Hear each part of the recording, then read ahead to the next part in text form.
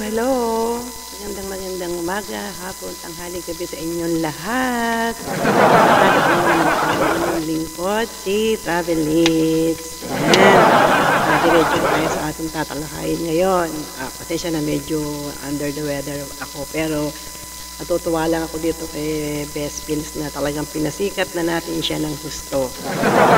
Init-init pa, alam niyo naman, ang balita kahapon, meron siyang actually na makalawa pa bago mag-birthday si Yorme. Ang sabi niya ay pupunta siya, kaya signing on, comeback is real, tahan ng pinakamasaya. O diba, abnormal na ang dating niya. O ayan naman, nilagay na naman niya nung nakaraan, pupunta daw siya kay Yorme.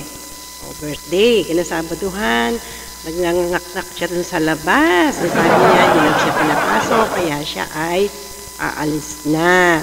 So, ngayon, sa munod na araw, nakalagay na naman, legit double cards na daw siya. Hindi ba talagang may sayad? Ang nakakatawa dito, after isang ikot lang niya, dalawang kembot, eto na naman, ang sabi na naman niya, Bes, tahan ang pinakamasaya, signing on, comeback is real. Di ba naman normal at AB, normal. Di ba? Sino niloloko niya tayo? Hindi niya tayo maloloko dahil tayo, eto ano lang to nagpapabiktim una, tapos nagpaparami ng subscriber. Ewan ko ba, mag-unsubscribe na kayo dyan, anong pinaggagawa niyan?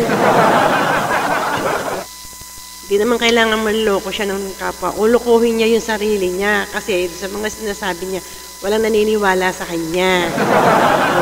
Ano yung pinagsasabi niya, ipopost niya, tapos magpopost, tapos aalisin. O ngayon, wala pang 7 minutes, 5 minutes, balik na siya sa tahanan, pinakamasaya, is signing on. Kahapon, signing off. Bukas kaya anong sign niya? Delikado ang mga sign na pinapakita niya. Ay nako, Best Pills, ano yung pinaggagawa mo? Ayusin mo nga yung sarili mo. Hindi mo, alam mo, pag gumawa ka ng totoong, yung mag-a-announce ka, pero totoo na pala, wala nang maniniwala sa'yo, promise.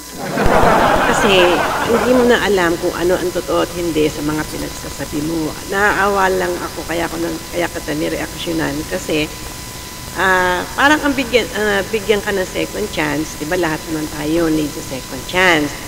Pagkatapos, ang mangyayari niyan, iibahin mo na naman yung kwento mo. Di ba? Kasi sino nang maniniwala sa'yo kapag nagsabi ka na ng totoo? Magsasabi ka na pala, pero wala na naniniwala. Dahil parang lahat ginagawa mong prank na paparami ka ng views, paparami ka ng followers. Normal yun, kailangan din yun. Siyempre, kung kumikita ka na kay Meta, okay lang yun, pero ayusin mo. Dalawang bagay kasi, nakakaawa ka. Tapos ilalagay mo. Ayan. Baliktad pa yata. Babasahin ko na lang.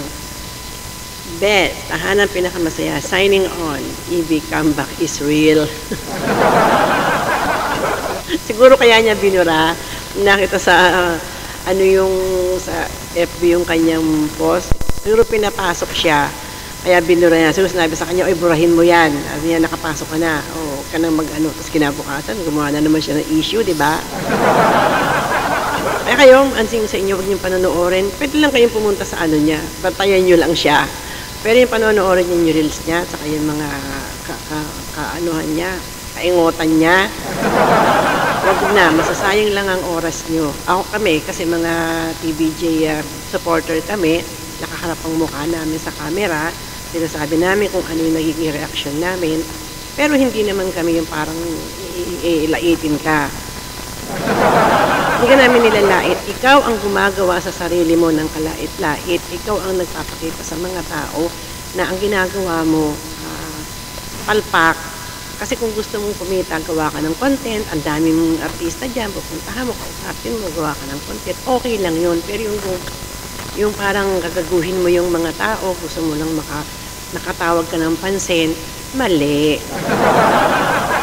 Kaya kung kahit gumapang ka diyan at lumuha ka ng dugo at maging PBJ ka, walang papansin sa'yo, pagtatawanan ka lang. Eh, sarap mo sana bigyan ng second chance. O, tapos nakita gan. Kaya nga wala naniniwala sa'yo eh. Kaya pasensya ka na ha. Kahit na yung baby na hindi ka kilala, hindi ka niya talaga paniniwalaan. No? O kaya ikaw, umayos ka, ayusin mo yung sarili mo, pati si Tamis, sinasabihan ka, opo ka ng opo, bait-bait mo. Tapos kinabukasan, iba na nang pinagsasabi mo. Naayos na nga ng mga TV na depender, tapos ganyan ka. Ayusin mo yung buhay mo, ayusin mo yung sarili mo. Kung gusto mong kumita ng patas, maayos, mag-vlog ka ng maayos. Yun talagang sa puso mo ginagawa mo, hindi lang para kumita ka, para sa sarili mo. Yun ang aking maipapayo sa iyo, at maging reaction ko sa mga pinagagagawa mo sa iyong FB account. Baka kaganyan mo, ma-report ka, lalo ka pang mawawalan. Wawa ka na. Okay, yan po kami paglilingkod. Shout out sa lahat ng mga listener, lahat po ng mga TVJ supporter, Dabarcad, sa lahat po ng bumubuo ng TV5 and TVJ. Maraming salamat po. At ako inyong lingkod, si Travel It, always travel all the time. See you then. Bye!